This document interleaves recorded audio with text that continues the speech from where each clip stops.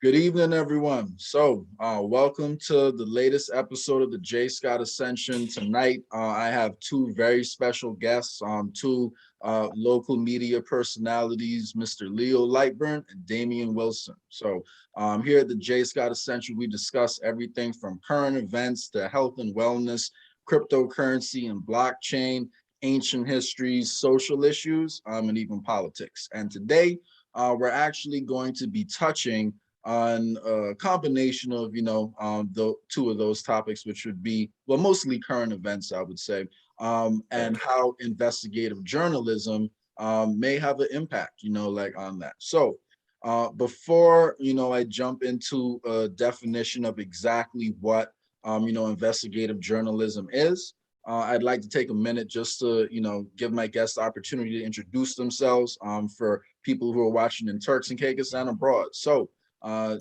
Damian, let's start with you. Can you give the people a little bit of a background on who you are?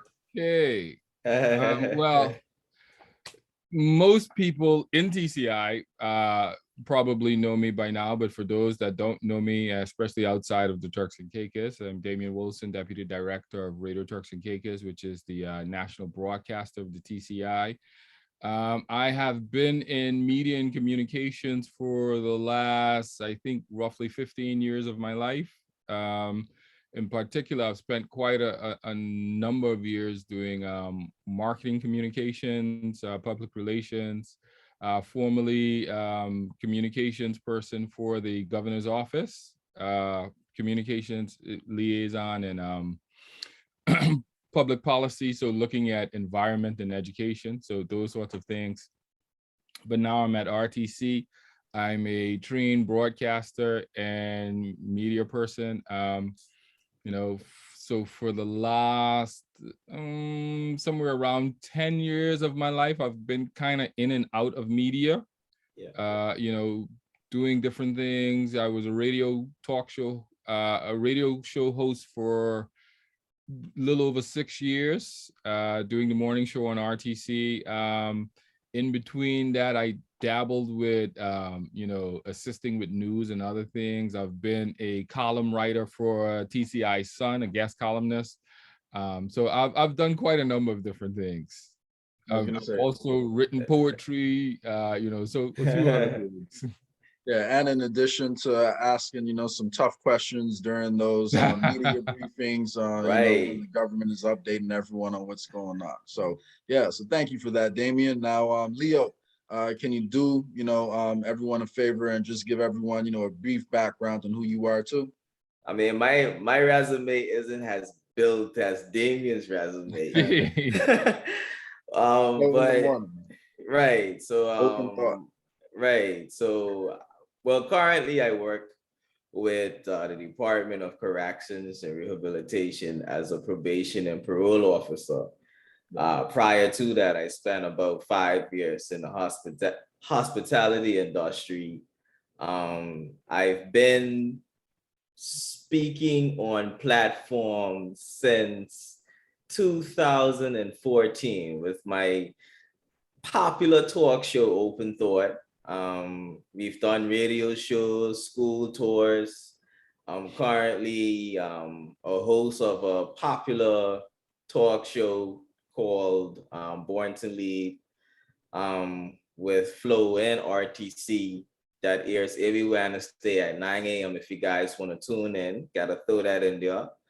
Apart from that, I am also an author of a self-help book entitled It's Not a Man's World, which addresses the fatherless epidemic. But like I said earlier, I've been actively speaking on social issues since 2014. So I don't know if I'm a media personality, but I've definitely. Oh, you definitely are. You definitely are. Yeah, you are, right. Man. Don't undersell yourself. But I've definitely been actively involved in getting our narrative out there as young men in the Turks and Caicos Islands.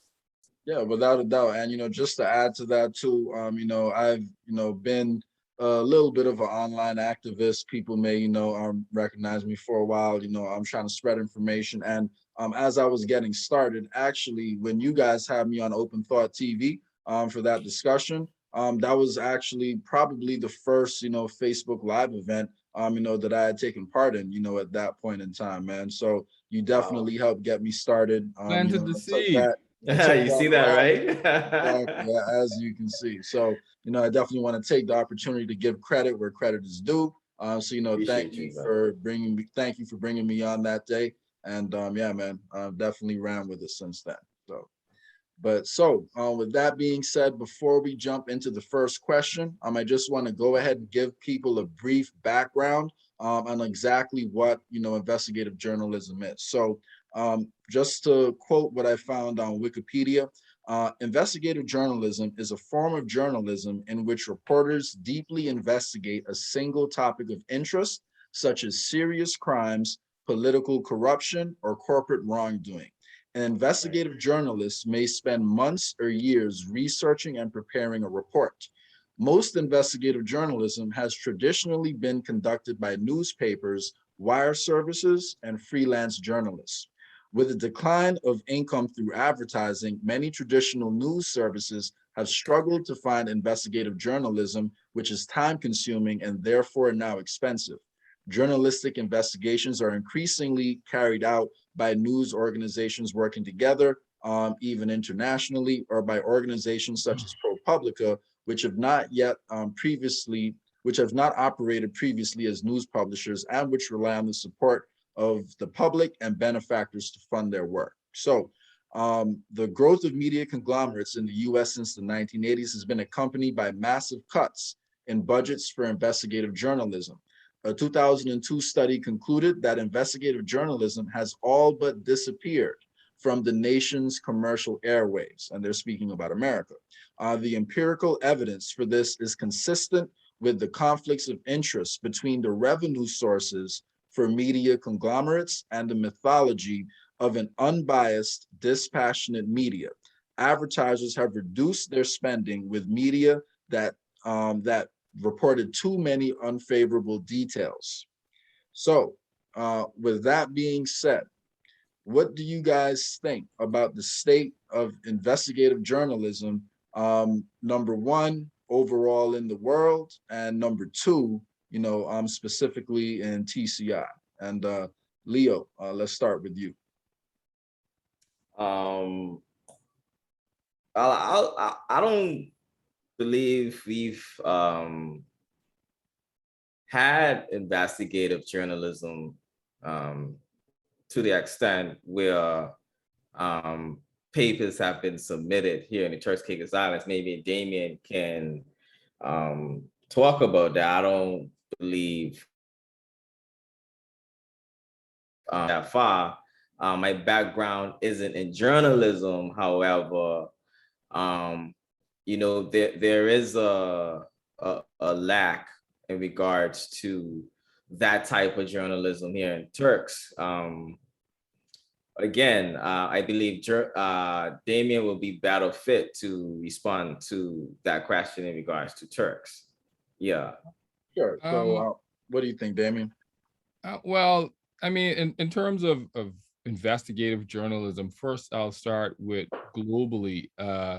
Investigative journalism globally is on the decline, and it's for several reasons. It's not just because of the conflicts of interest with advertising and media publishers, which is a huge ethical issue in media. It's probably the biggest ethical issue in media right now. When you look at it, the question is, if you discover something negative about your biggest advertiser, are you going to publish it, knowing that they're going to withdraw their advertising as a result?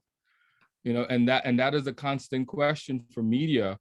And I'll use this opportunity to advocate on behalf of public service broadcasting. This is why public service broadcasters were created, so that they don't have that commercial concern, right? And this is where Radio Turks and Caicos is supposed to be. I mean, we're not there at the moment, right? Because we still have a commercial and we still have commercial targets, so we're not that independent, non-biased, dispassionate media that you spoke of. The one thing you learn when you're doing journalism training is that everybody has an angle, right? Right. So right. every media house has some sort of bias, whether they lean left or they lean right or they lean independent or they lean for a specific individual, a specific organization. So and sometimes that works in the public's favor because media houses can lean toward social and important issues. I think one of the things you left out in your description of investigative journalism is investigative journalism typically focuses on social justice and accountability, right? Holding power to account. So that is the role of the media. The media is supposed to hold power to account. That and if we're not doing that as media, then we're not doing our job essentially. So in that vein, a lot of journalists can argue all journalism is investigative journalism, and to a degree they would be right, because it's same techniques. It's just that investigative journalism in the professional standpoint is in-depth, systematic inquiry into specific issues. We're not talking 1 or 2 days. We're talking sometimes a week, sometimes weeks, months, years, as you said. Some of the most famous investigative journalism, everybody knows Watergate. Brought down Richard Nixon. That's investigative journalism, right? Woodrow and Bernstein. And since then, the influence of that on pop culture. There's a everything gate. There's a nipple gate. There's I mean, if you Google just the list of news items with the word gate in it, I'm sure this this last decade alone, you probably find like 200 of them. In the UK, you had Horse Gate, where they were serving horse meat in the supermarkets and all these other different things. So it tells you the influence of investigative journalism. Then you look at the expenses scandal in the UK that cost over maybe 30 MPs their political careers, right? When when Tony Blair brought in the Freedom of Information Act, and journalists were just waiting to send inquiries to the government. That was it. And that resulted in the expense scandals. Journalists, I think it was from the Daily Telegraph, were the first ones to publish, and they had a team of about 45 journalists. Looks like you may have paused for a second there, Damian. But yeah, I agree. With everything you were saying just now, especially how you started out with the fact that it's supposed to hold power to account.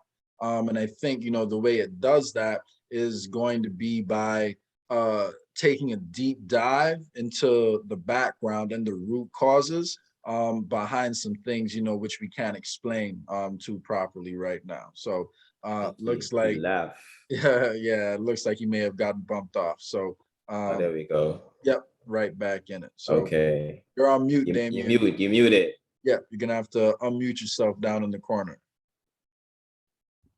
Yeah, sorry about that. My internet dropped out. But I was just going over some of the more influential investigative journalism, that we've heard about, the News of the World incident. I mean, there's so many we could go on and on. But investigative journalism is expensive, it's time consuming, and come on. All right. Come on. Well, yeah, hopefully his internet gets a little bit better now. So if not, you're gonna have to put in the good word at Flow for him, man. So see if we can get a couple extra megabytes a second going to his house. But yeah, so with that being said, let me give him a second to go ahead and jump back in over here. So but while we're waiting on him to you have any thoughts on do you want to add anything to what he was saying, Leo? Well, Jay, it saddens me to hear Damian talk like that, because we need that in Turks in order for us to progress.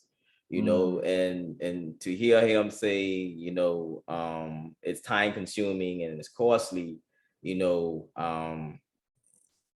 it concerns me, because in order for us to progress, we need that type of journalism here in Turks. And my question to Damian is, you know, I mean, how has there ever been any sort of investigative journalism carried out in Turks and Caicos? To answer that question, to a degree, but not on the level that we're talking about, like say a Watergate or, you know, those sorts of big new, you know, earth-shattering kinds of news. There's been small things over the years, you know, mainly things related to political corruption, Right. that we've heard about, right? And even Surface level sometimes, stuff. Yeah. yeah, not really in depth getting to the root of the problem. Whereas you would have like in a serious investigative journalism story where you literally just rip everything out and you get to the root of the problem. Right. We don't really have that in TCI. And I think part of that is because one, we don't have, and this is no disrespect to my fellow colleagues in the media at the moment, but we don't really have homegrown journalists. And so that creates kind of a barrier in some ways where Culturally. where people may not feel comfortable speaking to someone Yeah. they don't know, someone from somewhere else, where they say, well, this person may not understand, right? Right.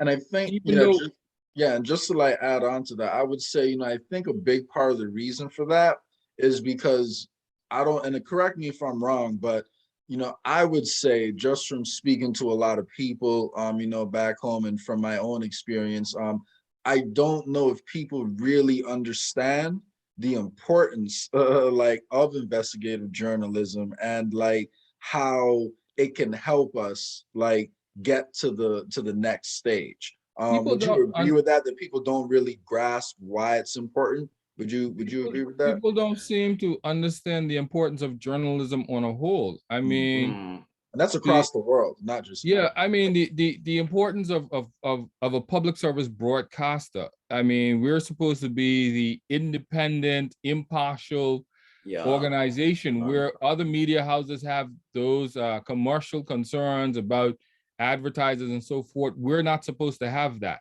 right? Right. That the whole reason of creating a national broadcaster is so they can be independent, not just of the government, but of commercial interests, right? If you look at the principles of public service broadcasting, they tell you it's created for the benefit of the people, not the benefit of the government. It's created and funded by public funds for the benefit of the people.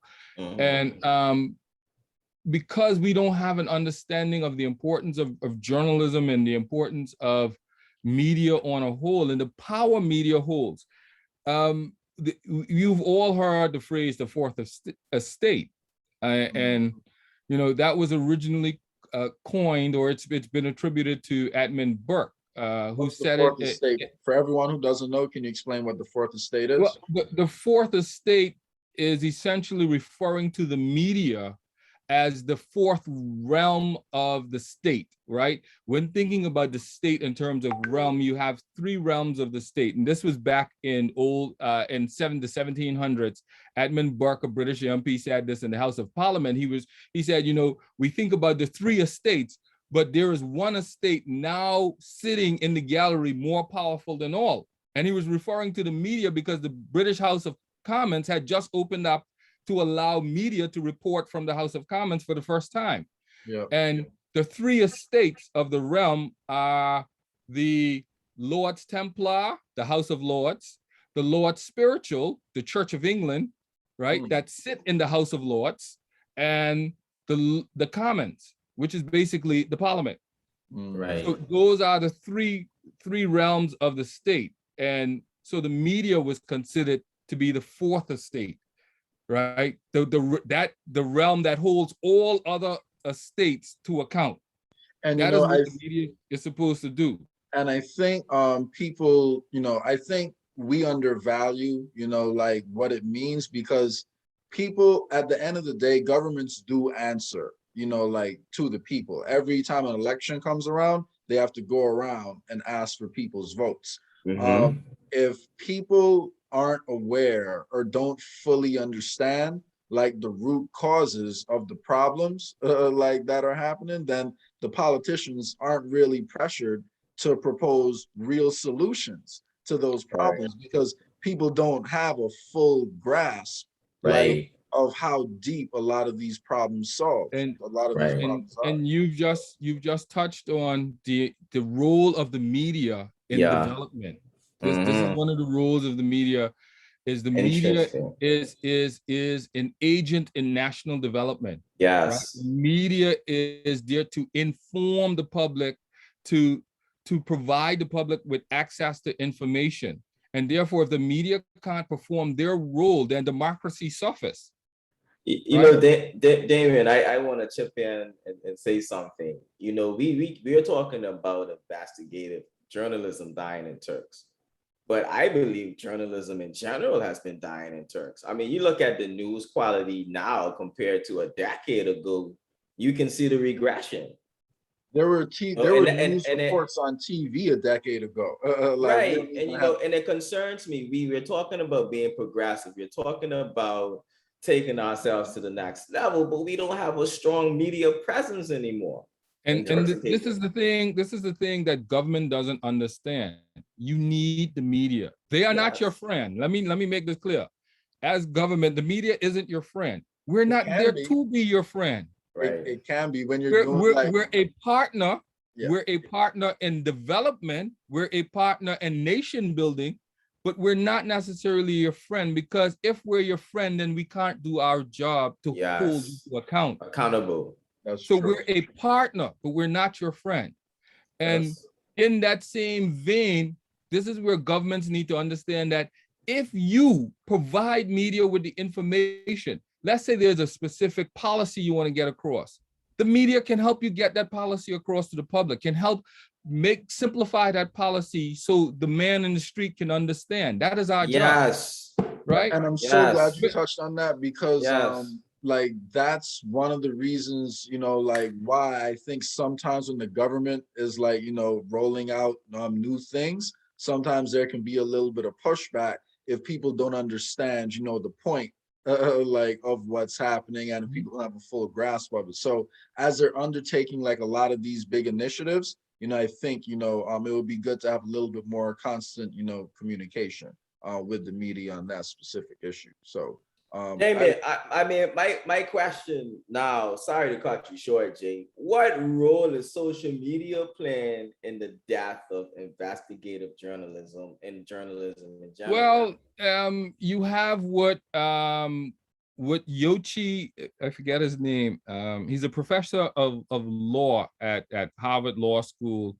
He's an Israeli American. Yochi Bankley. And he proposed something called the network fourth estate, right? Where he said that the fourth estate has now evolved to include established media, small media players, non-media or non-established media, individuals on social platforms. You know, essentially, we all now become a network to hold the powerful to account, right? So, I look at people like LeBron James, for example. This dude has 100 million followers on Twitter. Like that's a lot of responsibility. That's power. That is power.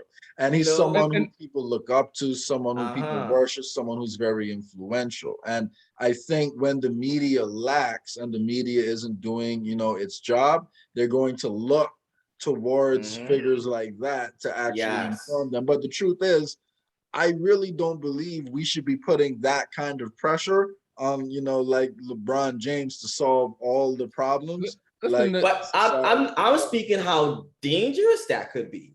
Yeah. Listen, it's a double-edged sword. It's a good and a bad thing. The thing with that is, in Yochi Bankley, he the way he explained it, right, with all of us being a collective, holding each other to account, essentially, right? That is important because if one link fails, the whole system fails, essentially. So if the media, if LeBron, let's say LeBron James has the power to influence other people, but if the media isn't holding LeBron James to account, then LeBron James can influence people to do all kinds of craziness. That's right? true.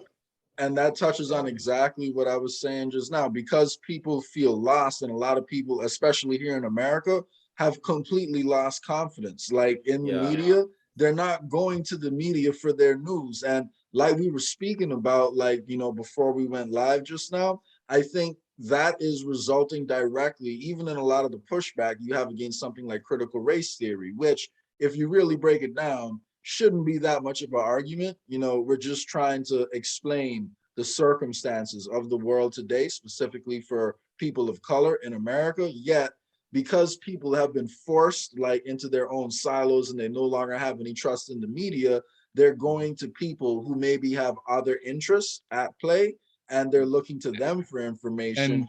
And yeah, we have a society that's creating different realities. Like and everyone, Jay, this is the problem. This is the problem with the internet, right? This is the problem with the internet. Double-edged sword. In media communications, it's called cyber Bulkinization, right? And it comes from a real situation in the Balkan Straits to do with cutting off and basically isolating people, right? So what happens with cyber Balkanization, and over the years, other terms have developed for it, but I've stuck with the term I learned it as. Essentially, it is people isolating or retreating to their own little bubbles, right? And unfortunately, algorithms that Google and other people use reinforce perception.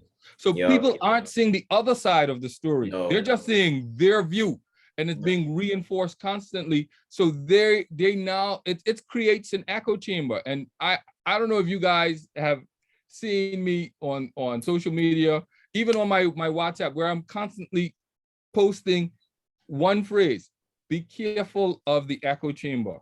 And the reason for that is I'm trying to remind people that if you're always seeing and hearing things that you agree with, you need to start questioning yourself.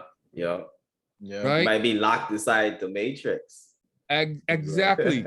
You're in that echo chamber. And so you need to be able to stick your head out every once in a while and look and see what the other side is saying. The problem is, because people have become so aggressive with their beliefs, everybody's coming to the table with their fist clenched. And if everybody's coming to the table with their fist clenched, nobody's trying to listen to the other person. Everybody's just trying to land a blow. Yeah. And that's what's happening. Right. Exactly. That's, happening a lot, definitely in America now, specifically down in Turks. As far as like you guys have pointed out, we don't really have too much media, like one way or another, like in Turks. As far as news goes, there's media. But as far as like strictly news, like you have magnetic media, you have, TCI News, I believe it's called, no, the weekly news, and then, TCI Sun, the weekly news and TCI Sun. But other than that, that's it. And those articles, I don't know how much of a reach like they're having to everyone. And they also are diving into a lot of surface level stuff, rather than, like the deep-rooted the problem with that, Jay, the thing about that is it's twofold, right? I mean, I could sit here and say, well, the media doesn't want to go deep enough. I think, and I could be wrong, and I'm sure any of my colleagues watching this will chastise me if I am wrong. I think in some cases it has to do with that ethical issue of advertising. Media in Turks and Caicos survives on advertising, and if they go too deep, they burn themselves. Right. That's one. So there is that self-censorship. I can't report about certain organizations who shall remain nameless that may be treating their employees like crap. I can't report too much on that, because if I do, that person will not run their ad next week. Right. Exactly. And I'm using this because it's a very real situation that I'm aware of, right? I mean, how do we because Damian, in order for us to progress, we need to dive deep and we need to reveal some things that. Well, the first thing, Go before ahead. we can even get to where you want us to go, Leo, we need to become an open society. You know, we're not, and as much as we look at society, we're actually not. From a communication, and if you study, look at it from a sociology standpoint, we're very, very conservative in terms of the way we run society. We're very, we try not to step outside the lines, you know. Yeah.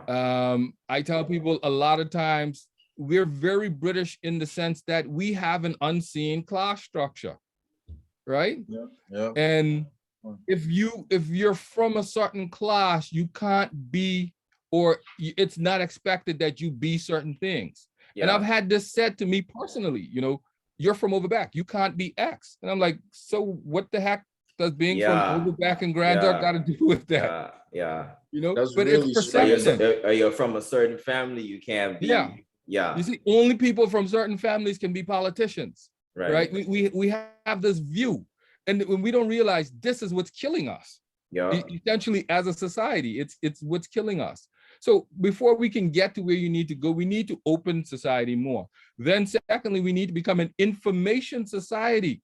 So having e-government is actually a very, very good thing. If we couple that with data, with data protection policies, information governance, Freedom of Information Act. So if we take all of those things and put them on the table, that's actually a very good thing. If you look at countries like Jamaica, right? Because to have investigative journalism, journalists have to, one, feel that they have access to information, because without access to information, you can't go anywhere. Yeah. Right? Because people don't even know what's going on. And just to touch on one of the things you mentioned just now, when you were describing like how we get to, you know, the place Leo was asking, you mentioned specifically the fact that we need to have a more open society. So Leo, as you know, the member of this conversation with a background in psychology, can you maybe suggest, like, you know, one or two ways that you think we can get more towards an open society in Turks and Caicos? Being non-judgmental when we're having these conversations. When we formed OpenThought, the deal was we didn't judge anything that was said at the table, and we didn't judge our brothers. The next thing is getting comfortable, being uncomfortable, because the process of change is not a comfortable one. So we have to become comfortable in uncomfortable situations. So those will be the two ways in which we become more open-minded. You know, not judging. I mean, no matter, like literally, no matter how bad the person may be, or where they come from, or what they've done, you cannot allow your biases to get involved in the conversation. And secondly, you know, being comfortable with that uncomfortable feeling, because the uncomfort that you're feeling is just your mind now trying to grasp the truth, because you've grown up with lies, you've grown up a certain type of way. So now the mind is combating, you know, with the idea of something new. So it feels uncomfortable. And so you're supposed to feel uncomfortable. But I can tell you at the end of that uncomfort is growth. And that's something we have to focus on at the end of the day, that we're putting ourselves through this process with the greater good of our people and at the forefront. No, I'd agree with that. My question, dear Leo, would be, I mean, how do we start that with an entire society? I mean, I can understand us doing it on an individual level, right? And I assume leadership would play a role in directing society towards, you know, this change, you know. So Right. how do we get that on a societal level? So I that's love that. I question. love that you said that, you know.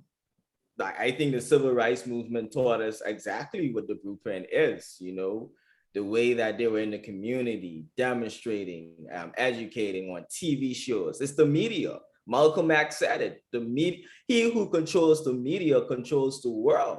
So it is leadership in a sense. Like you literally have to demonstrate these methods to your people. You have to teach them, reach one, teach one. And that's the way, that's the ripple down effect that's gonna have. You know, we really have to get out there. The problem that we have as millennials is that we take to social media with all our solutions and not the community. Back then, it was the community, then the newspapers. Now it's social media, then the newspaper. And if we still have a little bit of energy, we might go into the community after that. But we've regressed, and we have to take a grassroots approach when it comes to these methods. As someone that's done youth work for more than 16 years in this country, I fully agree. We don't go to the community enough. Nowhere near enough. Yeah. I've always said if young people could get half the attention that they do get in an election year, we'd have no youth. Oh my! We'd have no youth problems, none whatsoever. No, not at all. You know, they, and Damian is so truthful. You know, when election time comes around, you know, they're calling our phones, they're texting us for ideas, they're telling us to come on stage, and then after that, I don't see the text messages anymore as often. No, it's the truth. I'm being dead. I'm laughing because it is so true. Yeah, the text messages stop coming through. They don't want you to, I mean, there's no stage for us anymore. So it's like, okay, only our voices are heard every 4 years as young people. And it shouldn't be that way. Yeah. I agree, you know, with everything you guys said. However, I would like to not really push back, but just add a different perspective on, you know, one thing you were saying specifically about even social media. You know, like, for example, I think one of the most powerful tools of social media is the fact that it does allow us to get a message out there a lot more quickly, you know, than even it could have been in the past. Although I guess in Turks, it's not even, I don't even know if you could really say it passes around that much more, because Turks is such a small place. Like, right, word really does travel, you know, through the community, but you can put it out there in more detail, you know, like with a plan. Listen, like, WhatsApp is powerful in TCI. WhatsApp is powerful. WhatsApp is, don't be fooled into thinking that, you know, social media doesn't have an impact. You say one thing on WhatsApp, and I guarantee you half the country has it in half an hour. Yep. Screenshots move around fast. So and you know, going back to the whole idea of the role of the media in investigative journalism, right? If you look at the Jamaica, and the reason why I want to use Jamaica is because we often don't think about Jamaica. We look at the poverty and the crime and all that stuff. But Jamaica is one of the places where government is held to account, probably one of the best places in the Caribbean, right? And that comes from the way they do journalism in Jamaica, and the fact that Jamaica really has, journalists in Jamaica have access to information. Jamaica is known for one of the best freedom of information acts in the region, right? So journalists has access to information. The Jamaica government is often always coming to the public to explain, right? Why? Because if they don't, the media in Jamaica will rip them to shreds, right?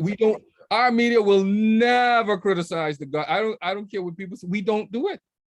We don't do it. Yeah. I'm not saying that we should criticize the government. I'm saying that when it's needed, you have to. Yes, you have to put that pressure on. When it's needed, you have to. Yeah. And that's simply because of the structure and the way Jamaica is set up. There is that freedom. If you look at crimes against journalists in other countries, right? There hasn't been a crime against a journalist in Jamaica in over a decade. The right? protected. It's probably a really. And when I say crime, I'm talking violent crime like murder, kidnapping, beating, stuff like that, right? You haven't had any of those sorts of things. Whereas these things happen on a regular basis in the US, England, places where we wouldn't expect it to. If you look at the World Press Freedom Index, right, which is run by Reporters Without Borders. It's a French-based organization, like Doctors Without Borders and all that. I'm not a member, but I donate to them quite a bit, and I was even one time I was about to sign up to be a correspondent in the Caribbean for Reporters Without Borders, but I changed my mind at the last minute. But they maintain the World Press Freedom Index, and Jamaica is number 7, the only Caribbean country up that high. Number 7 in terms of press freedom in the world, right? The United States is 33. Yep, it's funny because right now the United States is trying to extradite Julian Assange for I mean, if you look at the UK is like, the UK is 20 something, I think. Norway is number 1. I don't know what they're doing in Norway, Finland, Sweden, Denmark, Costa Rica, Netherlands, then Jamaica, New Zealand, Portugal, and Switzerland. And just knowing what I know about those countries that are at the top of the list, they do have a little bit of a slightly higher tax rate than America. However, the differences over there, a lot of like the money they're taxing actually gets invested like in the country, and it doesn't get spent on wars, overseas bombing people and all that. They probably have some pretty good support, like for the public broadcasting over there. If I had to guess. They do. Yes, they do. And if we're honest, I'll give you an example, right? Public service broadcasting in those countries, right? The amount spent per capita is around 70, if I'm not mistaken, somewhere around $70, $80 per capita, right? Interesting. The United Kingdom spends $58 per capita on public service broadcasting. So that's the BBC, ITV, other countries. The United States of America spends, guess how much per capita on public service broadcasting? Couple cents. $2. Oh, $2. What? Wow. $2 per capita. Wow. And then look at the level of, I want to say political awareness, like in this country versus other countries. And it's so funny because like when I traveled to, even Jamaica, for example, like, last year, I was speaking to people on the ground over there, and half of them knew more about American politics than the people I run into, in America. Wow. Because like everyone all over the world pays at least a little bit of attention to, even living in the UK, I mean, you from all classes, they're politically aware. I was shocked. I mean, you can talk to anybody and they could, tell you what's going on. So I can see why, based on what the figures Damian just stated. Exactly. Listen, man, and this I can tell you where to find this. There's a report on it was a report done by Ernst & Young, which is an accounting firm, but they also do corporate services and so forth. And Ernst & Young International, they did a report for the UK government on public service broadcasting globally, looking at the different structures around the world, looking at funding models, all of that stuff. So I have the report, and I really went in depth into that report, looking at, trying to see if I can find stuff that we can use here in Turks and Caicos. And one of the things I realized is that we're grossly underfunding public service broadcasting. I'm so glad you brought that up. And specifically the public serving, just to jump in real quick, specifically the public service broadcasting is important because they are not directly, dependent on those outside financial interests you were talking about for advertising. So if we have sufficiently funded government support, so we're not relying on that, and the government is being open and they're saying, you know what, we want to make sure this press is free, and we want to make sure this press doesn't feel pressure to report on anything but the truth. If they want to criticize us and tell us what we can do better, then we encourage them to go ahead and do that. And I think starting a conversation like that would be beneficial.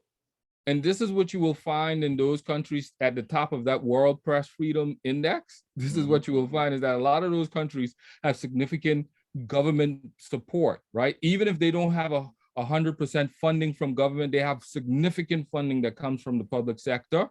And they have in their, because a lot of public service broadcasters have what you call charters, right? So in their charters, their agreement with the government, they have complete independence. They have journalistic independence. So the government can't tell them what to report on. The government can't tell them the content to report on, none of that stuff, right? Yeah. So they have the ability to better hold not just government, but the powerful in general, to account. Yeah. Because they're not scared of saying the wrong thing and then then to get the funding pulled for their network, them being fired and then never being able to work again. Exactly. Because they have freedom to report whatever it is. And not only that, a lot of those organizations in those countries, you'll find that not only do they have public funding, but that funding is ring fenced for so many years. So even if they said something, you know, their contracts may be 5 years, 10 years, right? In some cases. So government can't touch that money for the next 2 parliaments. Yeah, that's a good point. Now, good point. So now I do want to, take this opportunity to actually, switch gears a little bit. So to start, before I get, to where I'm going with this next segment, I just want to ask, both of you guys a quick question. Leo, how much do you know about the politics? And just a brief short answer. How much do you know about the politics of what's happening in Haiti right now? Not much, actually. Yeah. What about you, Damian? How much do you know about the politics of what's happening in Haiti right now? I know some. I don't believe I know as much as I should know, but I do know some of the politics of what's happening in Haiti right now. Just because of the nature of your job, you probably know more than like most people, but the fact that you're not saying you know all about it when they're the closest country to us, other than probably the Bahamas, that says something. So me personally, I don't know too much about it other than the fact that, there was an issue with the president. Well, the president got assassinated and they still haven't really figured out what's happening next. And most of the Haitian Americans, like I talked to about over here, hardly any of them know, anything that's going on over there. Yeah. So, the latest, go ahead, finish. Before I get into it, do you want to give us a quick update? What were you I just want to say the latest thing right now is that the Haitian Senate is trying to pressure the prime minister to resign. That was as of yesterday or Monday, I think it, so senators in Haiti are trying to pressure the current prime minister to resign. What happened was, after the president was assassinated, well, if you know the history, then for many, the last probably little more than 2 years, the president was ruling by decree. There wasn't a parliament because they've been unable to have elections in Haiti. And so the president was ruling similar to executive order, basically like in the US. So he was ruling by executive order. And when he got assassinated, the prime minister then came together and brought all of these fighting factions, political factions, and said, all right, let's, for the sake of the people of Haiti, let's come together and form an agreement. So they came up with a political agreement. They agreed to hold elections on a certain date next year, blah, blah, blah, all that stuff. And so it looked like things were kind of moving along politically. And then all of a sudden the politicians do a 180 on the prime minister. And I'm like, wait, I thought you guys were getting along. And now it's like, we're back to fighting again. And in the end, the only people that suffer is the Haitian people at the end of the day. And so the US is now sending military assets into Haiti to recover these 17 people that were kidnapped last weekend. In case you didn't know that, there were 17 Marys kidnapped, 16 Americans, 1 Canadian. And so the US is now sending military assets into Haiti. As of today, I saw it. Yeah. Yeah, I was gonna say it's funny you mentioned that because thanks for that update first of all, but I'm starting to see articles throughout American media right now saying that the US needs to go ahead and invade Haiti to go ahead and insert some stability over there. So the ramifications of something like that happening will likely mean there's a lot more refugees flowing out of there if things take a turn for the worse. So Oh, things absolutely. like that. Yeah. So things like that are going to directly influence the closest country to Haiti, which would be, other than Turks. GR. I mean, when you think about it, since the president was kidnapped, since the president was killed, kidnappings in Haiti, I think, went up, I think something like 600%. Like last year, this time they had about 200 and something kidnappings. This year they have over 700 kidnappings. Yeah. Wow. And the thing about, and the reason why, I even brought that up in the first place is because like even you, Damian, who knows, more than probably 90 to 95% of, people out there, like I'm sure you couldn't even really go into the different proposals by the different members of the Senate and what exactly they want to do versus what the Too many people conflicting wanna do. views. Exactly. So you might hear like one or two rumors, but and one or two little press releases here and there, but it's very hard to get like actual reporting and like an actual breakdown on the situation in Haiti and what's happening over there. So I said all that to transition to this new point. So Al Jazeera is actually a Qatari funded government news network that engages in reporting across the Middle East and is often the most cited news source for that region. Their agency has helped position their country as a center of power in the Middle East, despite its minuscule size. With the wide mix of cultures we have in TCI, could you envision a similar organization, possibly with a mission to not just report on what's happening, in Turks and Caicos, but maybe even taking a little bit more of a Caribbean-wide approach? Could you see that being beneficial to Turks and Caicos and helping us not only move our own country forward, but by assisting some of our neighbors, which does have, carry-on effects to us? Because the better the rest of the Caribbean is doing, the less need there is for people to find whatever way they can to escape, the terrible situations they face. So could you see such an organization similar that's to, Al Jazeera, but something for the Caribbean? Could you see something like that providing benefit to Turks and Caicos? What do you think, Damian? Not only do I think it, I've already proposed it. Three steps ahead of us, man. I'm honestly, I haven't put it on paper, but I've proposed the idea to several persons in government. And I mean, first we got to get here right. Yeah. We can't expand if there's no base. Right. So we need to get the base right first. And right now the base isn't what it should be. I believe the government wants to fix that and to change that. And, only time will tell if it happens. I think TCI people in general have to be a part of that process and understand the meaning of why we need to do this. It's for national development. It's not just because we want to have a nice swanky news agency. It's because the media play a role in national development. They play a role in highlighting developmental issues. They play that the government may not even be aware of. So the media may point out things that, the government may say, oh, okay, thanks for pointing that out. Now that we're aware, we can fix this problem, right? And this is, again, investigative journalism. We don't have what we call data journalists here. I mean, we don't even do a good job of recording a lot of data.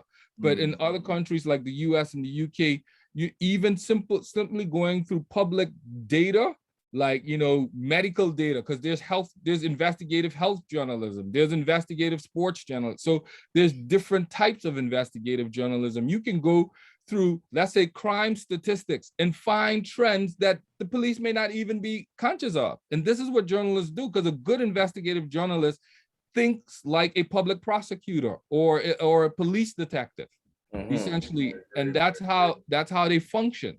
It's their You know, job and to get so to the bottom And of it. it alarms me, Damian, because they're forming their political manifestos out of thin air. Because if no one is investigating our issues or holding you accountable for certain things, how are you forming these political manifestos at the end of the day? because I Where don't are you believe, getting this data from? To say that, because okay, this is what the people want or needs, when there's no one advocating on the behalf of the people. because at the end of the day, politicians don't in TCI don't need to justify it. They can say it and nobody holds them to account. I mean, and we have short memories. Politically, TCI people have very short memories. You know, a politician can say something today and we forget about it tomorrow. Matter of fact, we forget about it the next 5 minutes, if I'm honest. You know, Yeah. I've seen politicians do things here that would kill anybody else's career anywhere in the world. I mean, it would absolutely kill your career. But because we're such a forgiving people and we're such a society where, again, I go back to what I call parental conditioning. We've been conditioned not to challenge leadership. That's Right. a very good point. That's a very good point. We've literally been conditioned not to challenge leadership. And I'm going to say something here that's a bit controversial. I've sat in meetings in public and private sector, right, where someone was saying something that couldn't work for various different reasons, whether it was against the law, whether there wasn't a policy for it, or different things like that. And nobody wanted to say anything. And I remember I got up a couple of times and spoke to these things, and people are messaging you, oh, you shouldn't challenge this boss. Oh, you shouldn't say that. Why, when it's the truth? Like, Yep. I can remember one particular private sector company I worked for. Our boss was going on and on about something, and I knew it couldn't work because essentially you had to break some laws. And I eventually said, okay, enough is enough.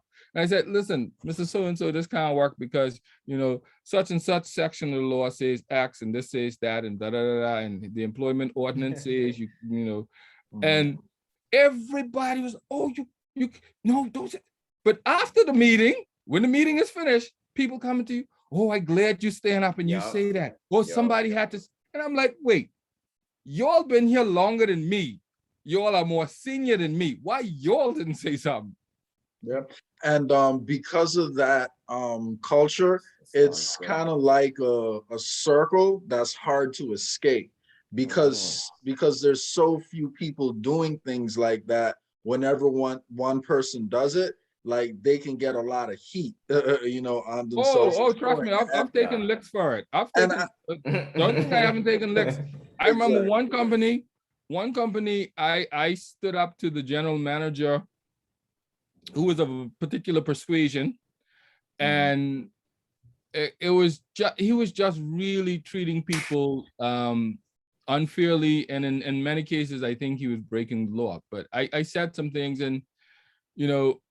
And I originally, when he wasn't there, everybody had my back.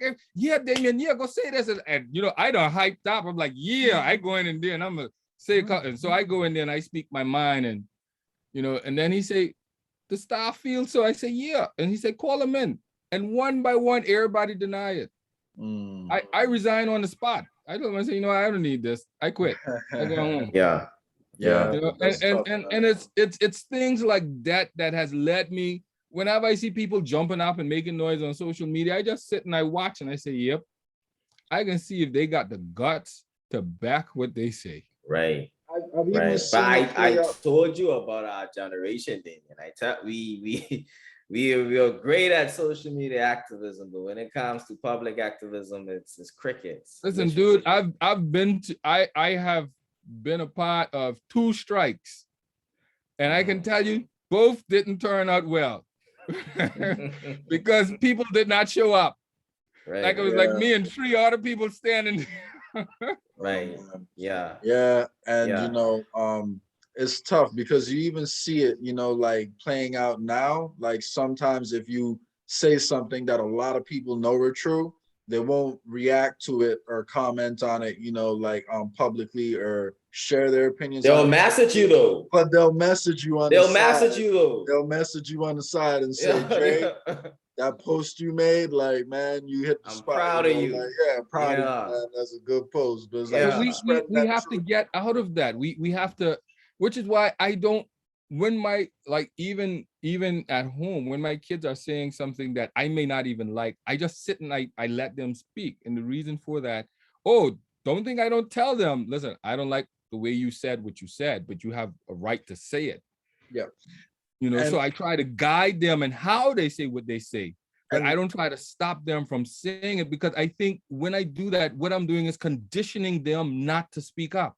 And what you're saying just now touches on the same thing Leo was mentioning earlier when he said that we shouldn't be judgmental. So when someone says something you don't agree with, rather than judging them, writing them off, calling them stupid, like by taking some time to listen to them and then ask deeper questions, like you can get to at least a better understanding of where each other are coming from. Yeah, absolutely.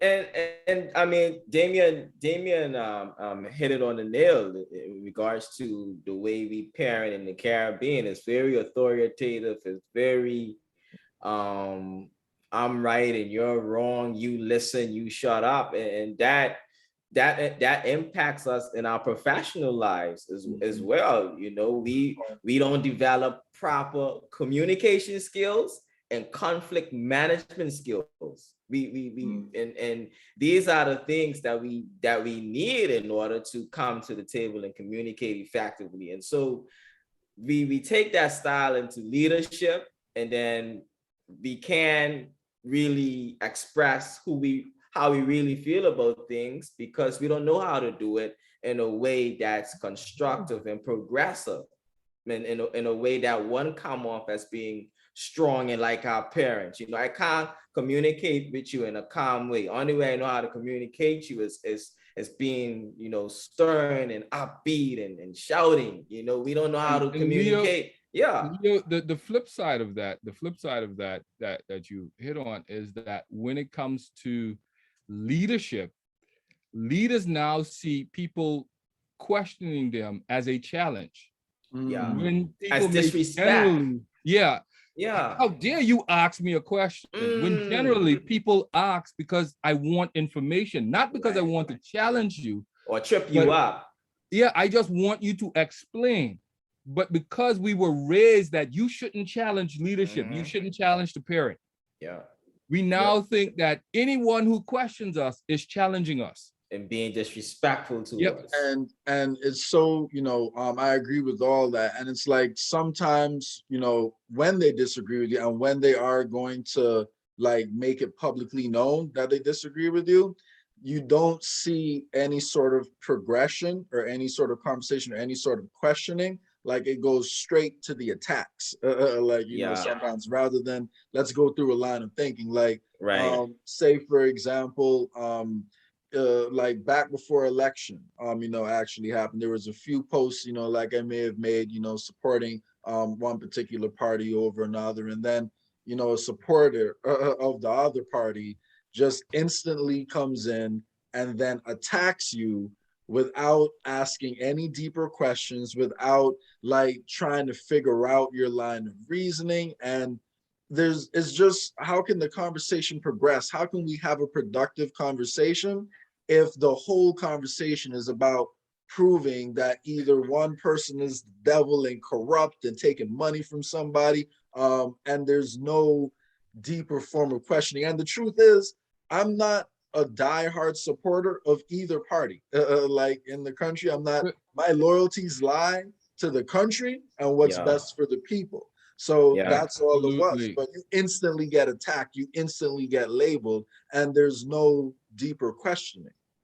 I'll give you a perfect example. I'm in several WhatsApp groups, and I can remember a few WhatsApp groups. Some politicians are also in those WhatsApp groups, right? And so during election time, they would post stuff and I would ask questions. And every time I asked a question, I would get attacked by their supporters. Like, how dare you ask this person a question? Never answer from this them. person making a statement, making a proposal, and I don't have the right to ask about it.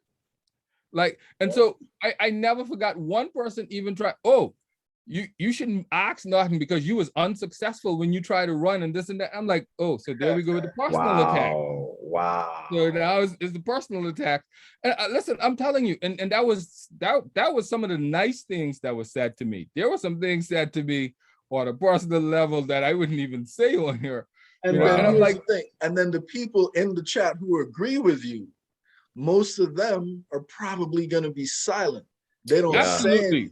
So the people who you hear from, the people who are the loudest, are often the most extreme opinions. And then the people who, you know, maybe approaching it with a little bit more critical thinking tend to keep that opinion to themselves. And then they probably tell you on the side after, Damian, what you said that day, you was on point.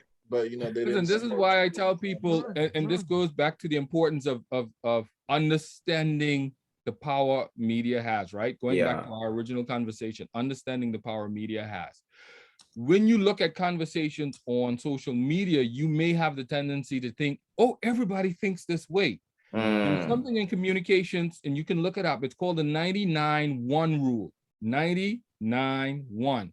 And it essentially says that in any closed ecosystem, which the internet is, in any closed ecosystem, 90% of people will only observe, right? They won't interact, they won't say anything, they're basically voyeurs, they're just there to look, right?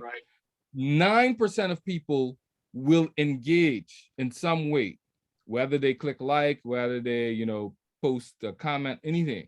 But 1% of people will be active. And that 1% of people can skewer your view and make you think that everybody in the group thinks that way, when it's only 1%, right? And that's how an idea spreads. And that's going to pass even faster in the environment where we don't have reliable journalism and reliable investigative journalism, because since people don't have another way to get their news and another way to get their information, the only source they have is WhatsApp groups, you know, talking to people over the phone and then seeing what's being posted on Facebook, Twitter, Instagram, you know, all that stuff. Which is surface information. Exactly. Yeah, and the problem, it's not reliable too. Yeah. The problem, or one of the things that we often talk about in media is that no information is bad, but misinformation is worse. Because people can start to believe things that are not true. Right. And that can have serious real world consequences. And it's just like even with the vaccines, when people come to me and say certain things, I tell them, you know, who's your source? Where did you get this from? You know, and the persons oftentimes get upset because I ask them, who's your source? Where did you get this from? I'm so glad you mentioned that, Damian, because like literally the other day, right? Someone comes to me and tells me that they're an accountant, so they're in the business of assessing risk. Now, like, I don't want to, you know, be too picky, but an accountant doesn't actually assess risk. They do bookkeeping, which isn't really assessing risk. But hypothetically speaking, right? The person actuary assesses risk. Exactly, an actuary assesses risk, that too. So it's not really what an accountant does. But anyway, so the person tells me they're in the business of assessing risk, right? And, you know, they had an opinion that differed from mine. So I asked them, okay, well, here's the data. I showed them, here's the data supporting my opinion. Can you tell me if you have an issue with any of this data, or could you provide me with the data you're using to assess risk? Because how is it you assess risk other than looking at the data that's presented to you? Throughout the whole conversation, the person never presented any data to back up their opinion after they told me that they were the ones who were in the business of assessing risk. So it's like, often we take opinions on TV and we take opinions from people with power, and we don't, you know, we go with the flow and we don't look into it for ourselves. Not everyone has the time to like really dive in and really look into it. But I think, you know, one thing that would really benefit, you know, like people overall, especially in Turks and Caicos, is just like actively working on developing like more intellectual curiosity and like looking at how is it you spend your time? Like, what do you really spend your hours outside of work doing? Is it only spent, like on social media, watching reality TV and stuff like that? And there's, of course, a time and a place for that, but what are you learning? Like, are there any topics that really interest you? And how are you growing and getting better every day? You should be reading. You should be listening to Born to Lead on the radio in the morning. You should. I'm glad you made that plug, because I was about to say this is where people like Leo come in and with their shows and the information they provide to the public, especially on a public service broadcast, that they have to provide content that's edifying, that actually increases people. And I have a philosophy that if you're not growing, you're dying, essentially. Life is about growth. And the minute you stop growing, you start dying, right? Just like so trees. True. The minute trees stop growing, they start dying, right? And so human beings are the same way. If we're not constantly feeding ourselves, if we're not with positivity, if we're not constantly learning, if we're not constantly evolving, we're dying. And change is the only constant in life. And organizations, which is built up of human beings, are the same way. No organization can survive if the people in the organization aren't growing. That means the organization itself isn't growing. That's an excellent point. And so when we look at shows and going to back to the media, when we look at shows like Anderson Cooper and Don Lemon Tonight and Chris Cuomo and Sean Hannity, and we got to remember, and this is where most persons in the public don't understand, that these shows are not journalism. They are opinion shows. Yes. They're not journalism. But it's actually partly their fault, because they don't present themselves as opinion shows. No, because if they do, you won't think their information is valid. Exactly. And they do share a lot of truth, but a selective truth is nearly as bad as a lie, because you're kind of manipulating. It's worse. It's worse. Because you're mixing the truth with untruth, right? Or you're seeing the truth from a very narrow point of view. Right. And so that is what these shows do. They present one very narrow point of view. Sometimes if you're a Fox watcher with a lot of lies, right? And I say that because everybody who has gone to school for media know that the one organization you learn about is Fox. And the reason for that is because there is what they call the Foxification of news, which is essentially the sensationalizing, jazzing it up. And do you know they're the most successful news network in America? They're the #1 news network. They get more viewers than CNN, MSNBC, CNBC. Oh, we know. We know. Exactly. It's because they sensationalize the news.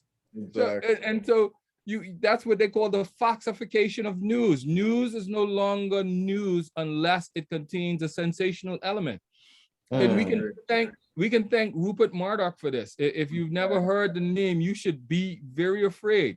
Rupert Murdoch is one of the biggest media moguls on the planet. The man owns basically the entire Australian media, owns Sky News and other outlets in the UK. He owned News of the World, which got shut down. He owns Fox and so many other media outlets. The man is essentially kingmaker, right? Wow. I'm telling you, this man influences people to vote. And when you think about who do you think he personally supported Donald Trump and told all of his media organizations, you have to support Donald Trump. Yeah. And this is well known.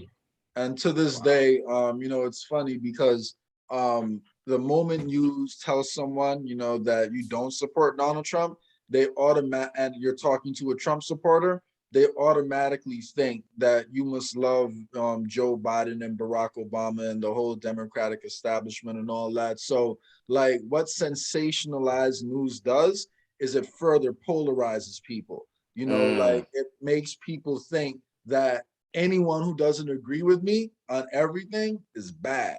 Like is evil. Yeah. And in the absence of having hardly any news or politicized news in Turks and Caicos, I guess you could say, to a sense, like when the government has the public support, anytime you disagree with the government, you're going to get polarized in that way. And then when the government no longer has the public support, for whatever reason that may be, you know, if you support the government, then all of a sudden you must be a tool of them, and you must be, you know, like getting some benefits. There's something for you. So, like, no, essentially, you've yeah, it just leads to more polarization. It just leads to more people thinking that they can't talk to someone, they can't interact with someone, they can't work with someone. And I think if there's any good that's come out like of this you know, whole, you know, like vaccine situation that's going on across the world, it's the fact that you're seeing three groups in America who you would never think agree on anything, actually starting to come together a little bit and agree about this vaccine situation. You're seeing Black Lives Matter come together with police unions as well as Trump supporters, like to an extent, because those are three groups that none of them want, you know, like the vaccine, but they're also very polarized, you know, in society. So it's like we're seeing in Turks and Caicos, their polarization exists, but it's like it's not left versus right. It's power versus like not power, and it just depends on the popularity of the government at the time on who's going to be the one who's ostracized and polarized, you know, at any listen. given The thing is, and if we're honest about TCI culture, and I said to someone in 1976 when Jakes McCartney came to power, we had three main problems: youth unemployment, more power for the local government, less reliance on foreign workers. In 2021, when the PNP came to power, we had three main problems: youth unemployment, more power for the local government, less reliance on foreign workers. In the 40 plus years we've had elected government, what have we changed in society? Absolutely nothing. We regressed, in my opinion. We brought some people up, and some people, some families have progressed, but the income inequality. We've done it selectively, and that's why I say we have an unseen class system. We've brought the powerful have raised up their families. And you have to essentially look to them for everything. And I always say, if you have to always go to someone for something, you're not being empowered, you're being enslaved. Right? So when politicians talk about, I'm empowering you. No, you're not. You're trying to enslave me, because if you don't make me independent of you, then that is not empowerment. An empowered person is independent. They are able to make their own choices on their own terms. That is empowerment. And that's why our people have to understand that. And I think that's why finding the right balance, you know, between the two competing, you know, ideologies across the world, capitalism and socialism, I think finding the right balance, you know, between those economic systems, and knowing what issues should be left to the private sector and what issues should be supported, you know, like by the public sector. That's something we really don't even talk about like that much in Turks and Caicos. Like, when was the last time you heard politicians get together and debate, you know, one for, you know, maybe increasing the strength of social programs and one against it? And how exactly do you want to increase we don't have debates here. It's not about it's not about debates, it's about sensationalism. If we're honest, politics here is not about solving issues. I'm sorry to say that, but it's the truth. Now, some politicians may want to solve issues, but the electorate is not about solving issues. It's about how much you can give me, whose side I'm on, who I'm related to, and I could go on and on. But it's not really about solving issues, because a lot of times, if it was, we as the electorate wouldn't be voting for certain people because they've advocated for things that do not fix our problem. So Damian, what is the solution there? to do what no political party wants to do: educate the voters. Mm. And An how do educated and voter we do is a that dangerous voter. and we do that by Well, the media has to play a role in that. As I've been saying throughout this conversation, and part of the role of the media is nation building. You know, we're you and I, Leo, we play a role. You more on air than me these days because I'm more behind the scenes, but we play a role in building this country. And the things we say and do have impact, right? Yours may be more visible than mine, but we still have impact, right? Because at the end of the day, there is someone, even if it's one person out there, they're going to believe what they heard Leo say. Why? Because Leo is on radio, and Leo is a smart person, and Leo is influential. Yeah. And Leo brings on guests that say smart things, and they sound like they know what they're talking about. Right. And so you become influential, even if it's to a small segment of the population. And therefore you have impact. You have now created your own little group that you have influence over. And so the things you say make a difference, right? And I think we need to understand this. Even our politicians, even people on social media that have considerable influence need to understand that you have impact. You have an ability to influence the masses, you know? And so it's important that we educate people. We tell them the facts. We tell them what's happening. But also, in order to do that, we need access to information. We need to be able to operate in a free and fair environment. We need to be able to have proper resources. When you look at things like the last couple of financial leaks, the Panama Papers, the Paradise Papers, all of these big global leaks, you know who's investigating these? Journalists from all over the world. There is what they call the Consortium of Investigative Journalists, right? And they are basically a gathering of over 200 plus journalists from 100 and I think 80 countries or something like that work together on these big global stories, right? When they did the Paradise Papers recently, they looked at over 12 million documents. There's no way one journalist can go through all of that information, right? So you're talking about the Consortium for Investigative Journalists, the BBC, who there was two news organizations out of the US. There was, I forget who all, but there was a couple of organizations that worked on going through all of this data, right? So you're talking the BBC, you're talking two organizations out of the US, the Consortium for Investigative Journalists, and some other folks working, all going through all of this information to get it out to the public, right? Because what happens, people don't understand, a leak is not investigative journalism. A leak may be the start of an inquiry. When a journalist focuses their attention on a particular issue, the first thing they do is form a hypothesis. Okay, so looking at this at a glance, this is what I believe. Now I go through the information. That's why we say a systematic inquiry and systematic in-depth inquiry, because you go through it like a scientist and you say, all right, let me see. This supports my theory. This doesn't support my theory. And at the end of the day, you look at, okay, so the weight is more in line with what my theory is, or is it against what my theory is? And if it's against what your theory is, you throw that out the window and you go with what the evidence says. Yeah. And I think, you know, that's a big part of being non-judgmental is recognizing that no single person, including you and your own preconceived notions, has all the answers. So by staying open-minded, you're always going to remember that you should always be open to evidence that contradicts whatever your opinion may be.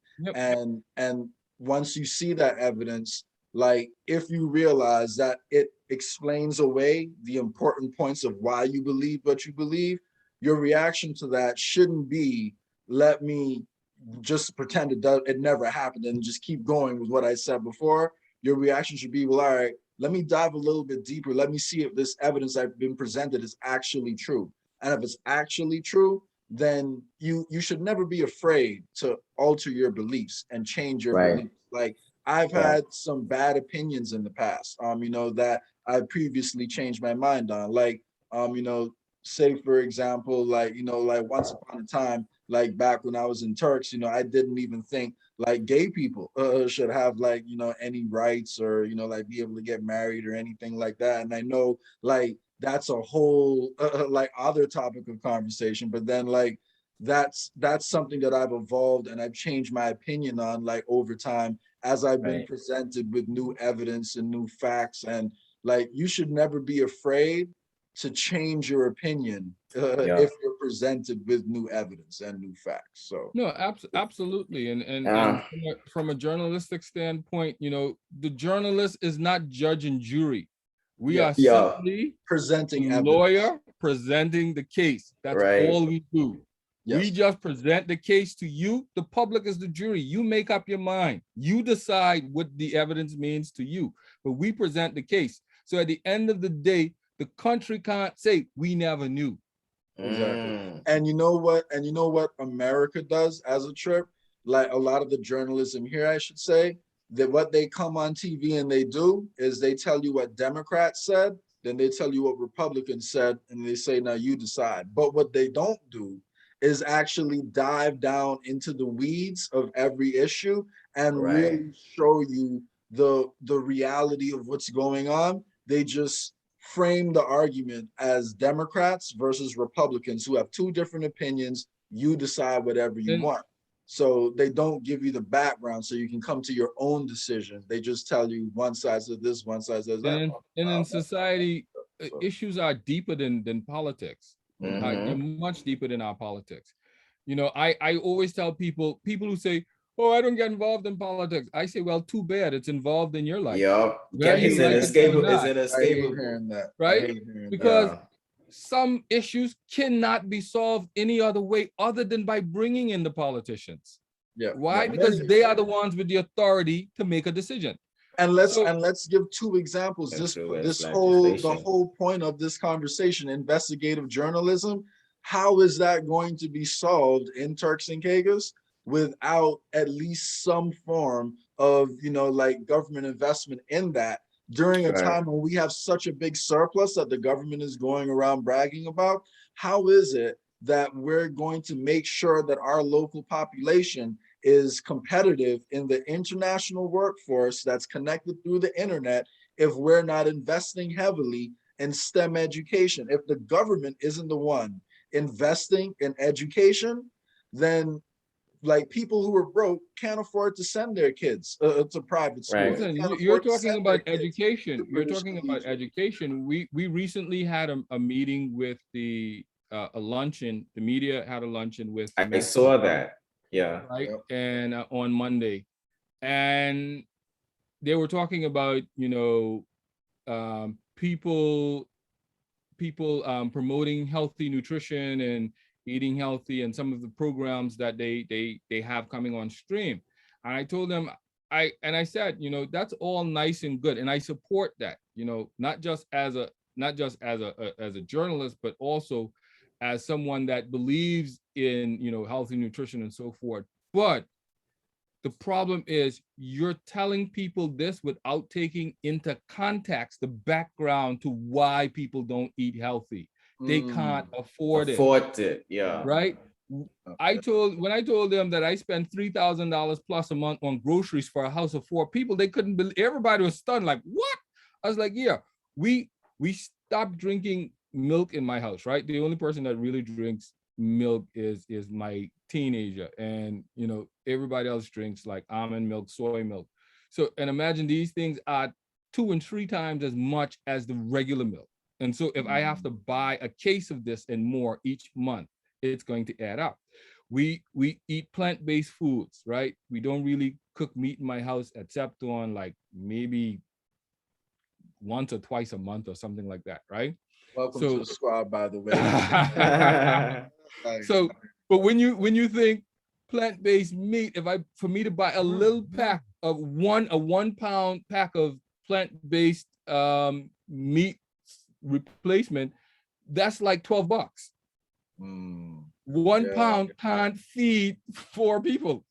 So I gotta buy several packs. right? And then when you look at it, now we've gotten our, in-laws into eating, this as well and so forth. But what I'm trying to say is that it adds up over time. When you think you're spending 12 pounds on one pack of plant-based meat supplement, I mean, that's ridiculous. When you're spending $12 on one pack, and then you imagine you got to do that for the month for 4 people. Yeah. Right. Yeah. And let me show you plant-based butter. Regular butter is like maybe $5. Plant-based butter is like $8. Yo. So I'm just showing you that buying these things, I told the minister, I said, I literally do not know how you expect people to actually afford this. Yeah. And when I say that, I'm not saying him, but the government program. How do you can promote it, but how do you expect people to afford it? You have to address the cost of living issues. Yes. Right? And I think, like this goes back to, one of the things, both you guys had mentioned earlier about, the manifestos that are out there. Like if you look at the manifestos, both of them said a lot of good stuff. One of them was more comprehensive than the other, in my opinion. But even in the one that was more comprehensive, we've never really seen a detailed plan for any of these things that they've listed inside of their proposal, which again was filled with a lot of good stuff. But how exactly do you propose we get there? What exactly are you trying to implement? And to speak to your point, Damian, they actually listed a supplemental nutrition program as part, of their manifesto, this current government. But I haven't really heard, like any more information about that. I haven't actually. We discussed it on Monday. So there's stuff coming, there's stuff in the works. And I said to the minister, I said, listen, you have to be, I'll give you your communication in 3 small steps: concise, consistent, and 360. There you go. That's good. I hope they take advantage of you, man. Because honestly, Radio Turks and Caicos should be used like by the government to at least help get their information out there on, like what they plan on doing. So the problem is there's the problem with not just government, but in TCI in general, there's very little communication planning. People have really great ideas. Oh, I have an idea for a show. They start doing the show, and midway through maybe the 5th, 6th episode, they realize, oh, I can't think of anything else to think about. Why? Because there was no planning. Right. So, right. And this is one of the things I've complained about. Plan. Let's help people plan. Let's help government plan. You need a communication plan. You can't just say, oh, I want to send a press release. Okay, a press release is nice. It's fine. But what does the press release say? First of all. Secondly, how many people saw it? Right? Because you send one press release don't mean the entire country saw it. And exactly. And after the press release, when's the next update? What comes after that? If it's like something that someone is really passionate about and they're trying to get the info out there about, there should be some form of consistent strategy. Like say, for example, even the farming program, like that was announced, like the government announced they would be investing 1 million, in farming specifically. I haven't heard anything about it. I hadn't really heard too much about it, before that on how, they wanted to do stuff. And then after that, they haven't really said that much, at least not publicly. So if they're not telling the public, concise, consistent, and 360, it can't just be a press release. 360 communication looks at every available communication channel to you. What are you saying on social media? What are you saying on your website? What are you saying in the public? What are you saying in meetings? What are you saying when you go to conferences? What are you saying when you're on radio, television? It's 360, it's everything. This is why we have talking points, right? Why? Because you got to plug that every chance you get. If that is an important issue to you, you need to be able to plug that. You need to be able to know the ins and out of that issue, right? So, and this is literally what I've been saying to different government personnel over the years. Listen, y'all got to be concise and consistent with communication. You can't think coming on radio one time, once a month is going to actually get it done. Right? Especially when studies around the world show you that 50% of the engagement with any organization is done through digital. which Right. means that people are going to your website. What are you saying on your website? Is your Right. website mobile Is the- friendly? I mean, Damian, on the subject of accountability, the interview I did with Honorable Atwin Oswald was the first interview he's done since he's been the leader of the opposition. And that was shocking, you know. So And I It's remember you actually the asked him. second interview he's done. well, The that's what he first told interview he me. did was with me. Okay, It was a okay. I'm 10-minute sorry. interview. Let me give you credit. 10-minute No, I'm saying that because he probably forgot, but he did an interview with me I did a 10-minute interview for a news piece, right? So it wasn't an in-depth interview like Okay. the 1 hour he did with you. It was a really short, just kind of to the point, of touching on a few issues, nothing in depth, Yeah. and go I ahead, just Jay. wanted to say I appreciated that interview, like you had with, Honorable Lastwood, just because of the fact that, well, there was a lot of great questions you asked him, but one that I remembered was specifically you asked him, like, if they thought there was anything that needed to, you asked them about the reason, they think they lost, I did. They did. And I did see something, like rare from politicians, especially in TCI, where he held himself accountable and held. That was that was kind of refreshing to see. Yeah. Listen, that was a very rare moment in TCI politics, right? Yep. I've said one of the problems in TCI politics is that leaders don't show remorse. They don't show, you know what, maybe I could have done it better. Maybe I was wrong. We don't see that often. That's number one. Number two, we probably don't see it as often because we're always ready to crucify our leaders. Yes. I've told someone we look at leaders and we expect them to be Jesus, essentially, right? We tell the leaders, you go up front, you do everything, and if you live, we'll follow you.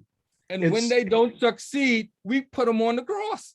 I'm so glad you mentioned that, because it really is that serious, because if you talk, and that's not unique to Turks and Caicos, so don't be too hard on Turks Islanders when you say that, but you'll talk to some Trump supporters over here and they will tell you like straight and direct, Trump is the only person that can save this country.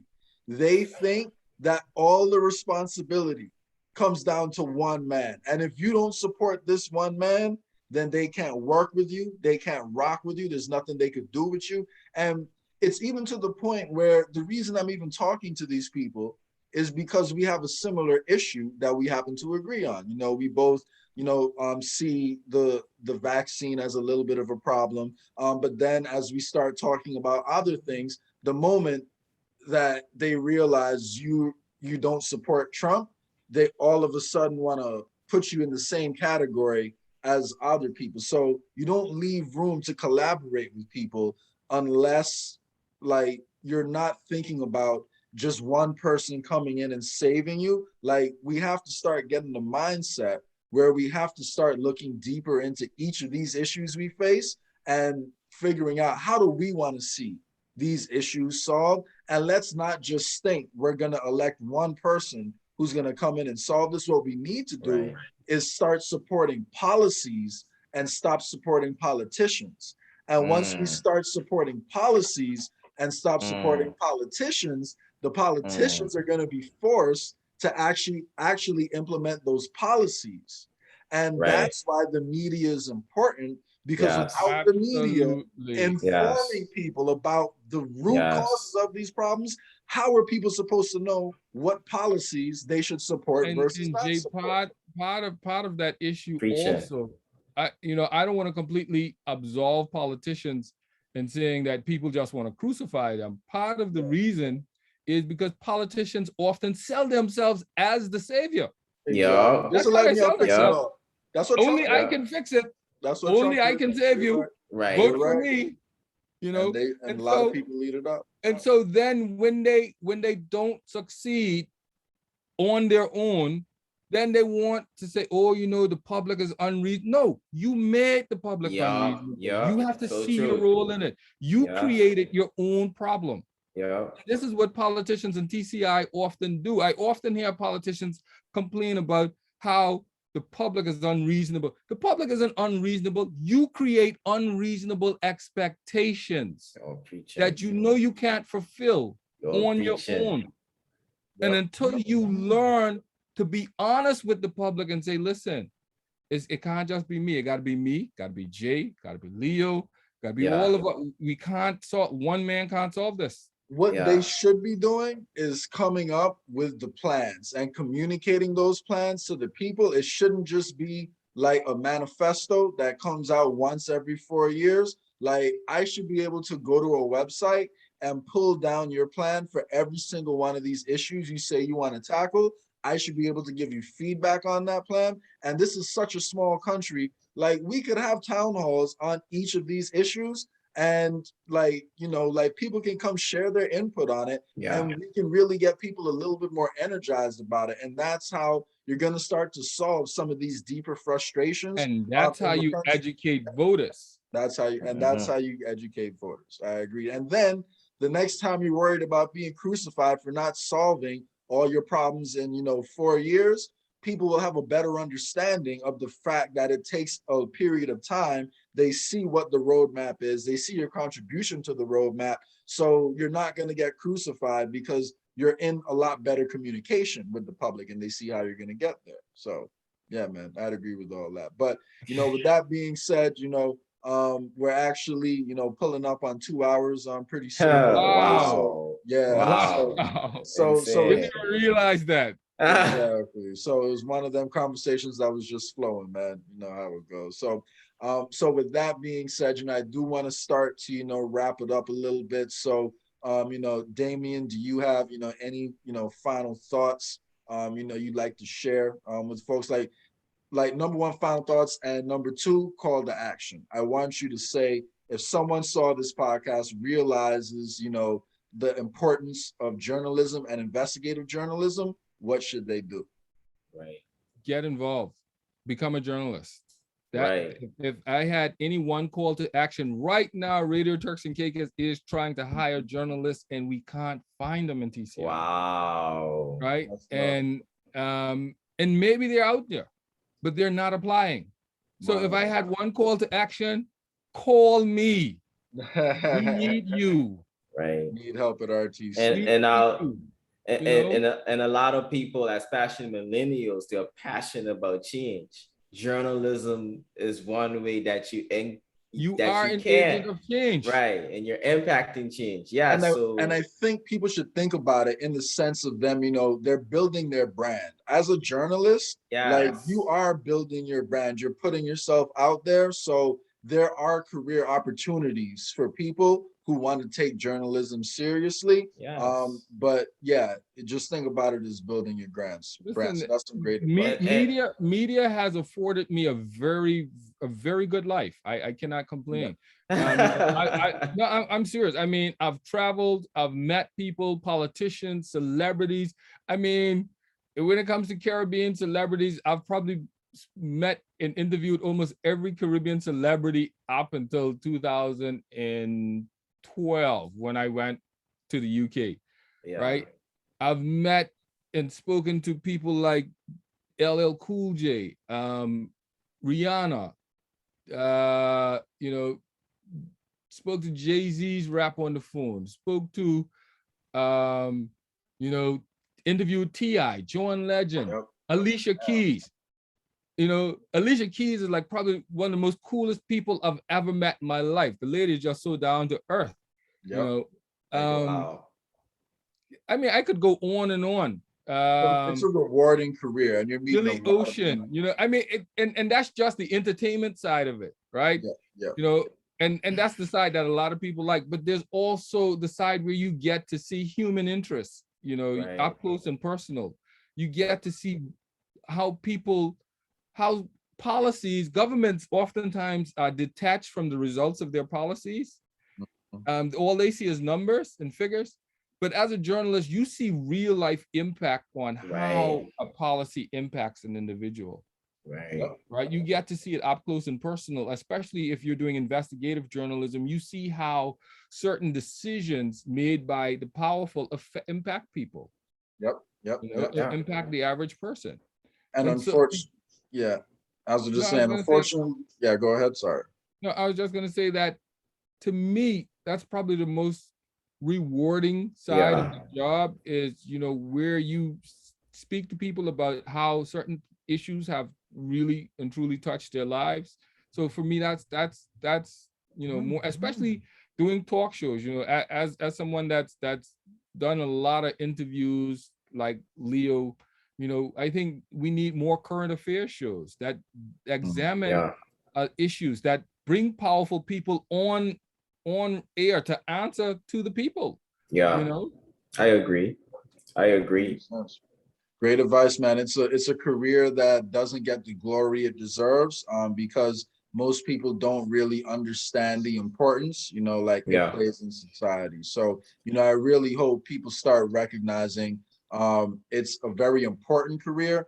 A journalist is just as important as our doctors. And unfortunately, a lot of times, they don't get the same kind of respect, but they're just as important. So I'd agree with that. So with that being said, what are the final thoughts from you, Leo? What's the parting message you want to, end with? And what's your call to action? What should people do if they think we need more journalism in TCI? Invest in the media. We call ourselves a high-end destination, but we have about 4 staff and Radio Turks and Caicos. That can't work, in the words of Jackie. So you got to put your money with your mouth. And you're talking about taking Turks and Caicos to the next level and living our best lives. Well, the media is one way that you can do that, as you've heard throughout this entirety of this conversation. So my call to action is to the government. Reach out to the department and see where you can put these funds so that we can take Turks and Caicos media to the next level. Like I said earlier, the media has regressed in this country. 10 years ago, the quality was better. It shouldn't be that way. 10 years ago, the quality was better. Really? That's true. It should be further, but it seems as though we're moving backwards. And so, on a whole, too, I want to say not just RTC, but the TCI media as an industry is greatly under-resourced. I mean, not just in terms of capital resources, but human resources. Right. It's greatly under-resourced. The media has to decide, one, what's more profitable to me, and two, if I have a choice between telling this story that's going to get me more money or telling this story that's going to help the public, what do? I'm going to tell the story that's going to get me more money because I only have 2 staff members and they can't go to both things. They can only go to one. So they're going to this thing that can help them make money. Right. Yeah. And on that note, every time I talk to you, Damian, you always doing at least 2 or 3 jobs, like you're getting paid for one, but they working you like you got 2 or 3 and all that. So get Damian. Tell me about it. Yes, getting some support, man. Yeah, man. So I'd agree with that. And on that note, I just want to go ahead, and ditto both of the things, you guys said. Those are, both extremely important. Get involved. I really hope the government is going to start investing, specifically in journalism because of how much good it could do for the country and even help them achieve their own goals. But what I want to do is just, make a call to action about something everyone can do. And that's, take a real, big look internally at how judgmental you are. And, just remember that no one is perfect. And then number 2, always look for ways to grow and remember intellectual curiosity is needed. And, I just want to go ahead and suggest a book.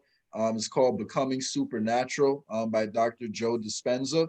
Leo, I think you'd appreciate that book. They talk a lot about meditation in there and specifically the science behind it. and how it affects, you know, the body, you know, in several different ways. So I know someone that also, as someone that also practices meditation, you know, you'd appreciate that, man. But For sure, thanks, bro. Can I throw one thing in before we go, Jay? And that is for persons interested in journalism as you know, as a career and academically. The last time I checked, the government has had journalism as a priority area on the list of priority academic areas for the last, must be 10, 12 years now. Interesting. And they haven't spoken about it that much publicly. So they have it there on the list, but no one really goes out there and pushes it and talks about it. And again, they don't get celebrated the same way as doctors and, you know, engineers. And your parents always, no parent, you know, tells their kids, you got to be a journalist when you grow up. They always say, probably actually if you're crazy. Yeah, exactly. You want to be what? Yeah, exactly. If you tell them that, it'll be the opposite, you know, effect you get right there, man. So yeah, man. So take a deep look, you know, at yourself and always ask yourself, how am I growing every day? What am I doing to get better? And you know, everyone's judgmental at times.